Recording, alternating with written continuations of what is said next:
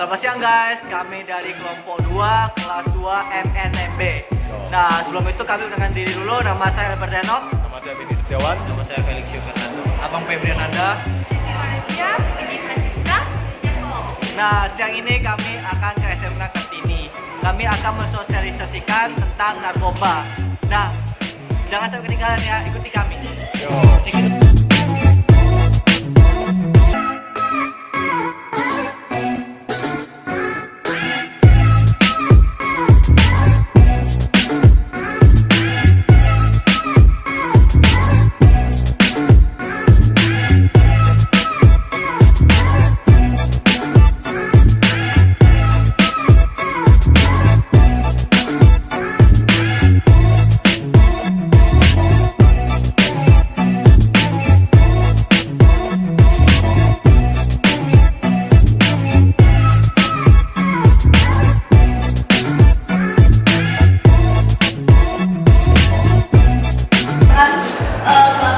Kami yaitu Pasepro.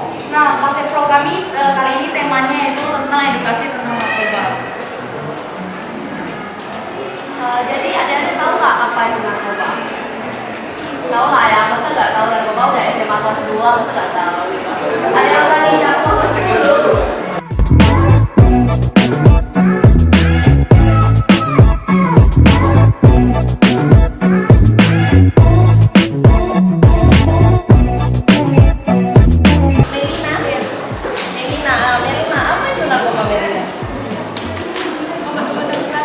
Obat-obatan terlarang. Iya, makasih ya, Ray.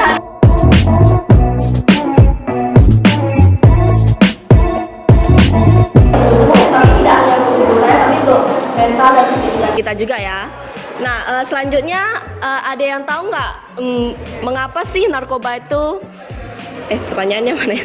Ada yang tahu nggak bagaimana cara untuk mencegah generasi muda atau teman-teman kalian dalam menggunakan narkoba? Nah, pasti kan kalau generasi muda nih orangnya tuh penasaran, rasa ingin tahunya tinggi lah, ya kan? Nah, jadi bagaimana caranya supaya mereka tuh tidak masuk ke dalam dunia itu? Nah, ada yang mau jawab nggak? Atau adik ini tadi mau jawab tadi? Ya, yang cowok-cowok nih, yang cowok-cowok nih bahaya nih ya.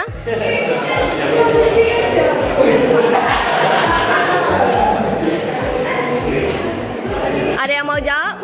Bagaimana sih cara untuk mencegah orang untuk menebus masuk ke dalam dunia narkoba? Ada nggak?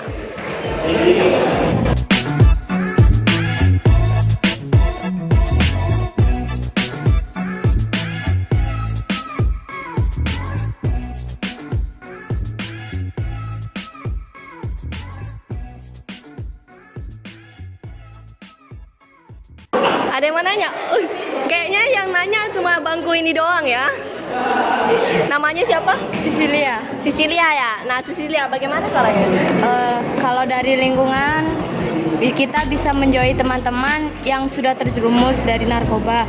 Terus kalau dari keluarga, kalau kita ada keluarga kita yang mengonsumsi narkoba, sebaiknya kita jangan pernah mencoba itu karena itu juga berbahaya bagi tubuh kita. Dari teman, dari lingkungan pun bisa. Makanya kita harus terhindar dari lingkungan-lingkungan yang tidak baik untuk kita. Oke, baik. Terima kasih Sisilia. Itu jawaban yang bagus ya. Ada tepuk tangan nggak untuk kawan kalian?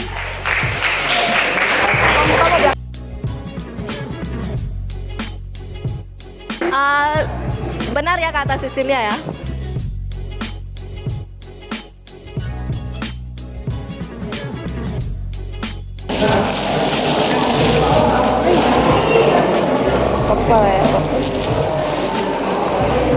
Nah, makasih. Kita nggak ada perkenalan gitu ya?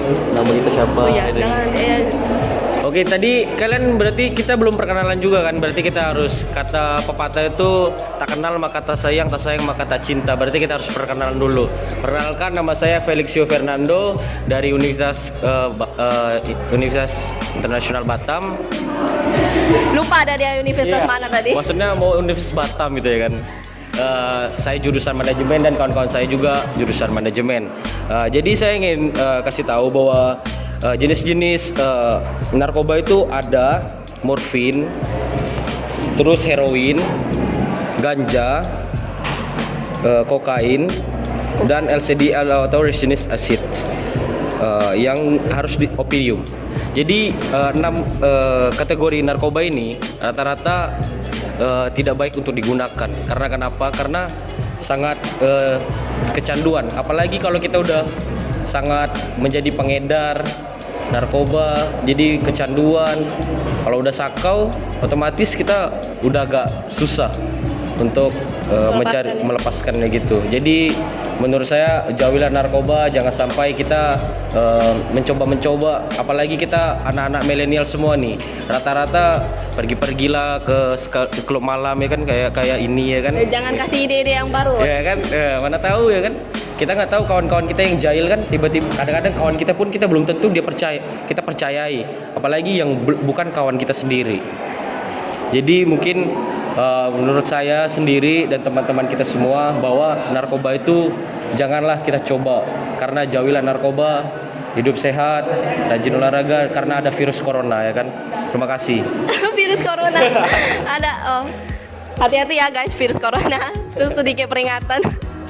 Nah, setelah itu apa ada yang ingin bertanya seputar tentang narkoba? Mana tahu nih ada yang nggak dikasih tahu sama guru atau orang tua, jadi penasaran nih. Ya, ini kesempatan untuk bertanya yang bagus loh. Ada nggak yang ingin bertanya seputar tentang narkoba? Kami kasih hadiah nih. Iya. Kasih nomor HP kakaknya boleh nih.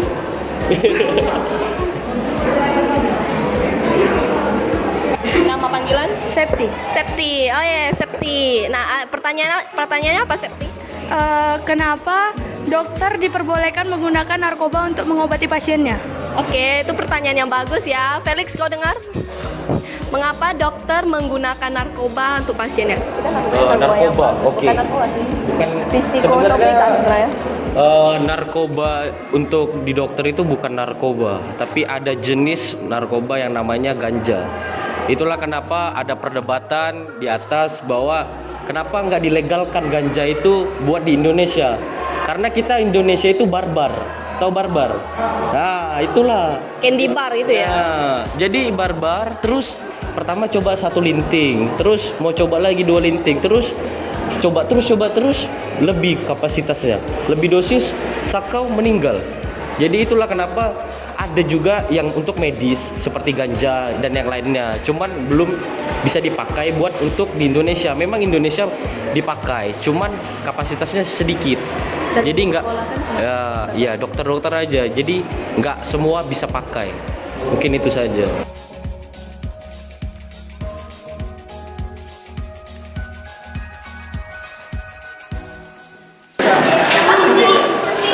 Sini cari ya, sini. Nah, sini apa pertanyaannya? Kadang-kadang ganja. Oke, pertanyaan yang bagus tuh kan versi Indonesia real ini ya, real. Bagus ya, bagus. Generasi sekarang jangan banyak nonton YouTube, nonton slime diskusi jangan ya. Nonton berita kayak. Apalagi cowok ya. Oke, saya jawab.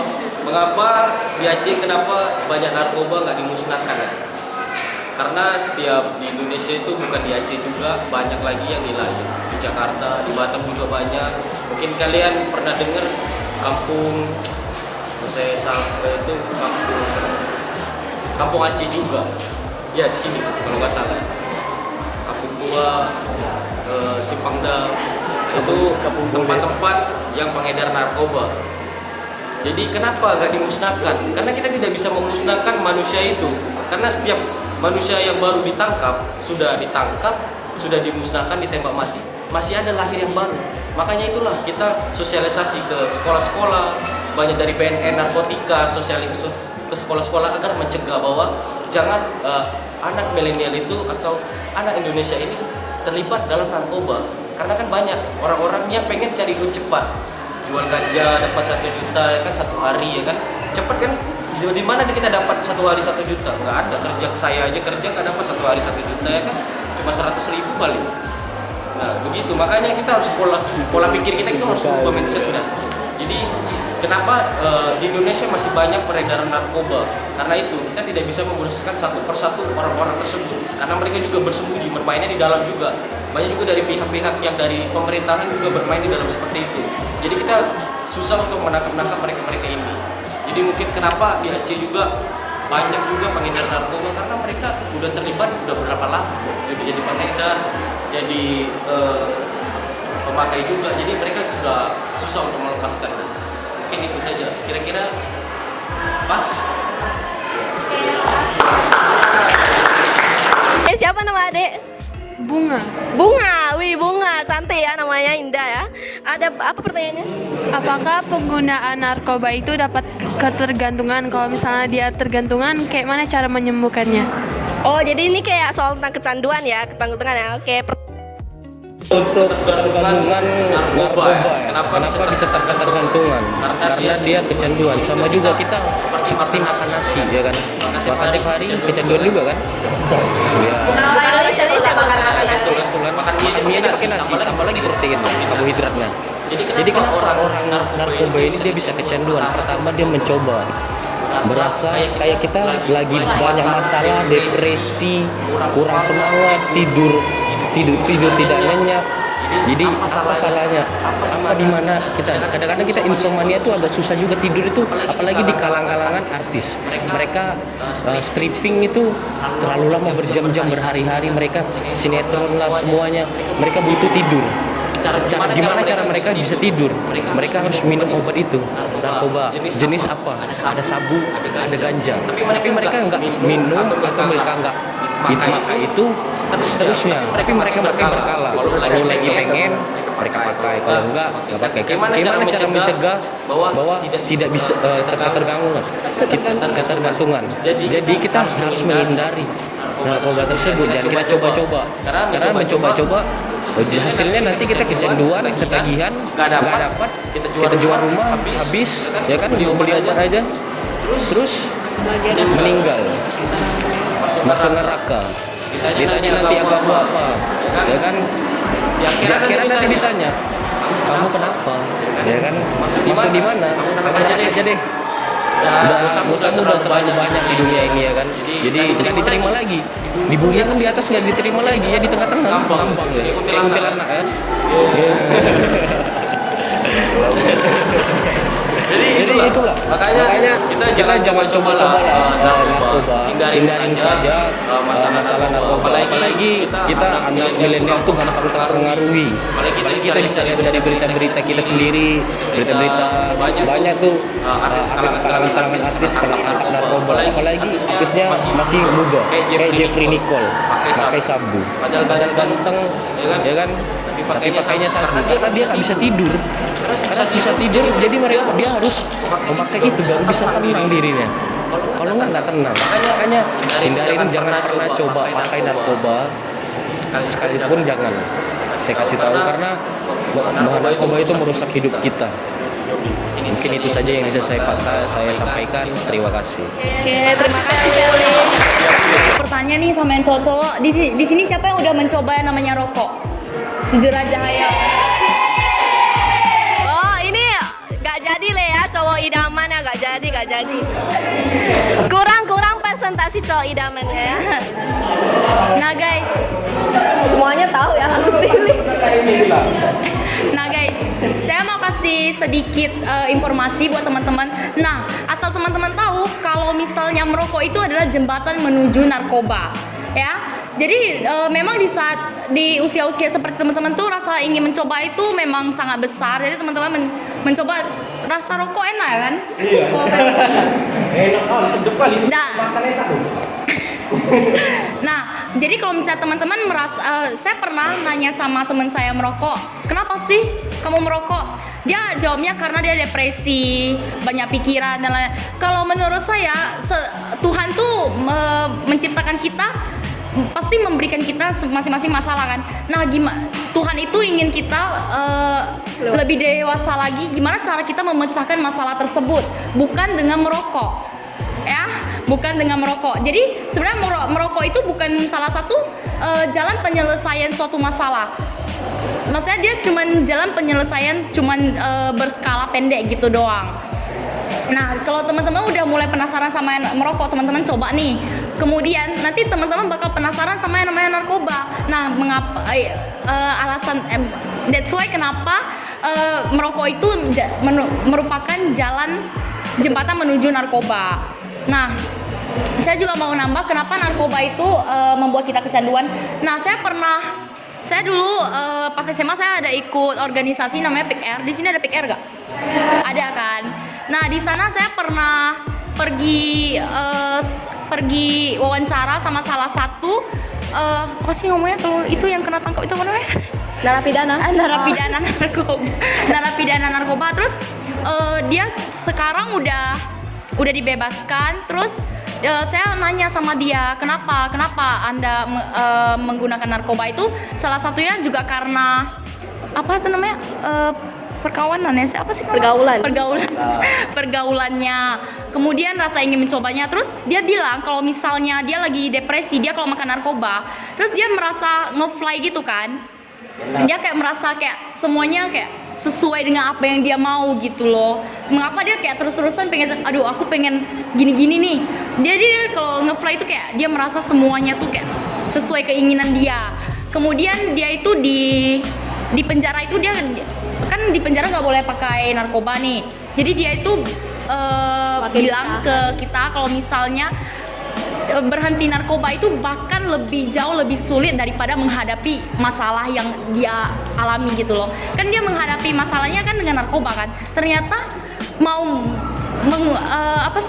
berhenti dari narkoba tuh lebih susah daripada berhenti depresi dari masalah ini. Kayak ngomong dia sampai udah putus asa mau hidup, dia memang udah mau itu, tapi dia karena ingat orang tuanya ya.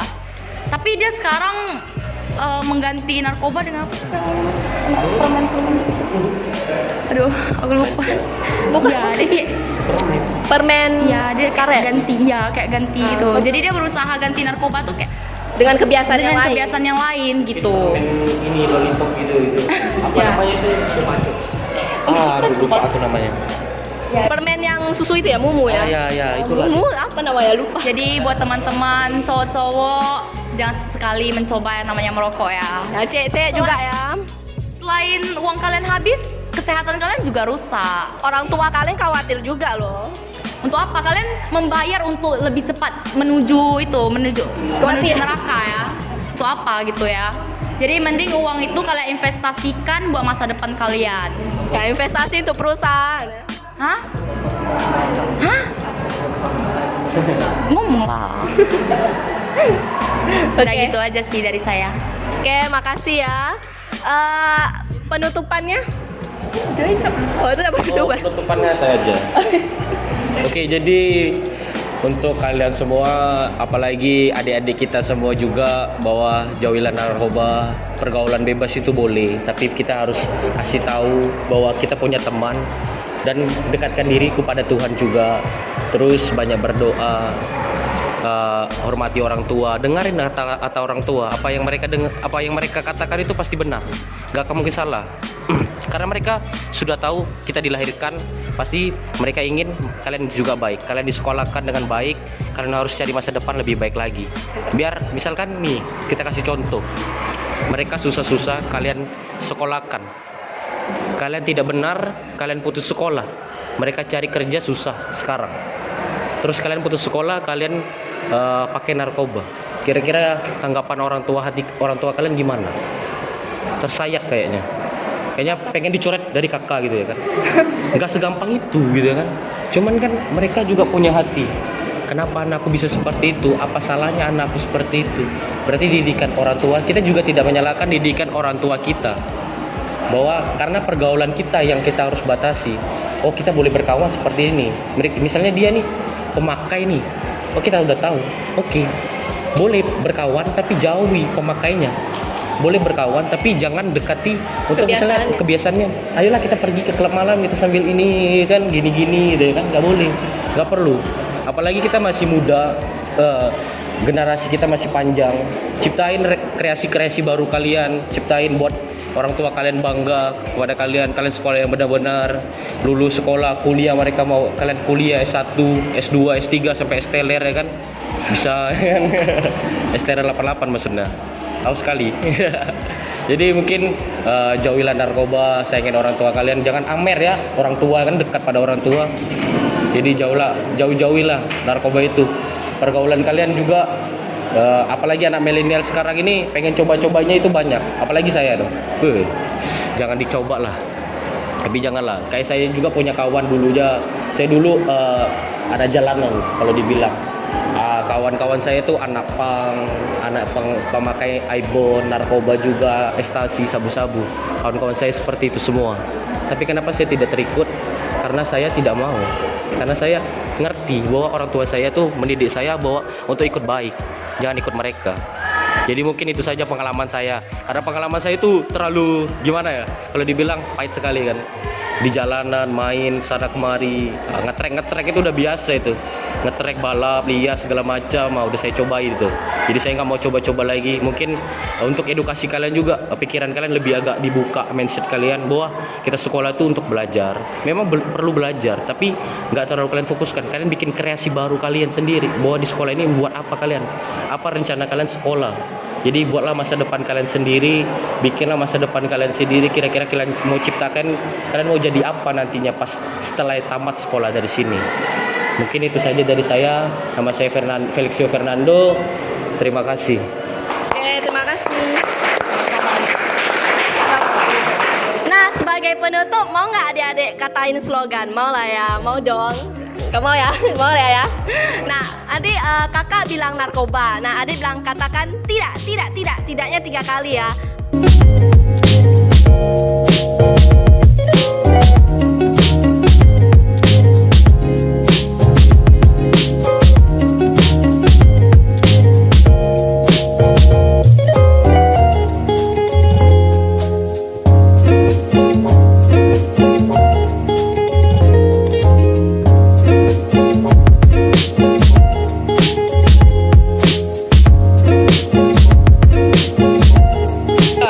Narkoba.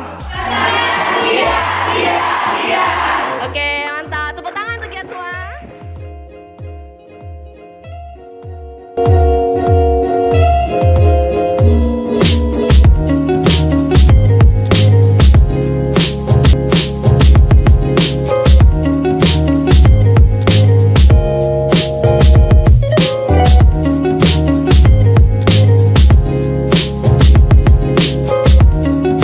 Jadi sekian sosialisasi kita tentang narkoba di SMK Kartini.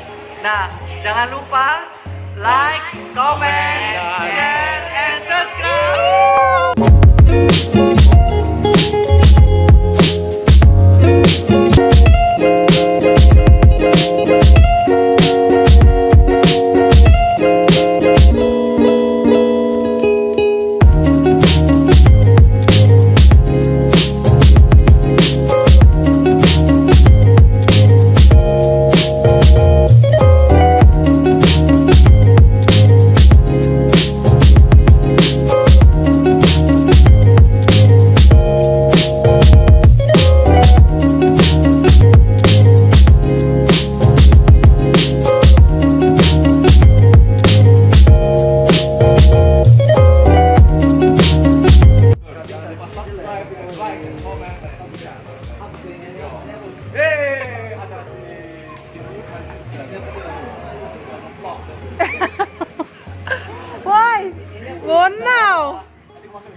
Selamat siang guys, kami dari kelompok 2 kelas 2 MNMB.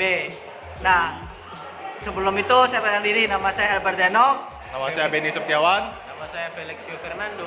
Ulang jelek.